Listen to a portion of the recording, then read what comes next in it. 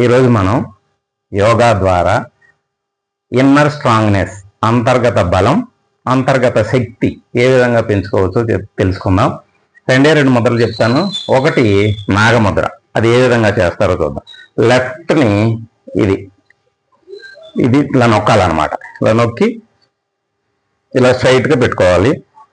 ఇది అనమాట, ఇది పొజిషన్. ఈ పొజిషన్లో పెట్టుకొని నార్మల్ బ్రీతింగ్, స్లోగా పీల్చి వదిలేయాలన్నమాట. Inhale, slowly inhale, slowly exhale. ఇది నాగముద్ర, ఇది 5 నిమిషాల పాటు చేయాలి.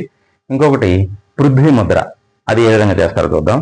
పృథ్వీ ముద్ర రింగ్ ఫింగర్ అనమాట, ఇలా పెట్టాలి. రింగ్ ఫింగర్ ఇలా టైస్ మీద పెట్టుకొని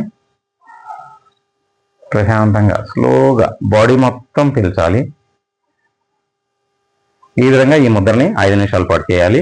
చివరిలో శాంతాసనం ఒక 5 నిమిషాల పాటు వేయాలి. ఈ విధంగా చేస్తే బాడీ అంతర్గత శక్తి, లోపల ఇన్నర్ అనమాట, బాగా బలంగా ఉంటుంది.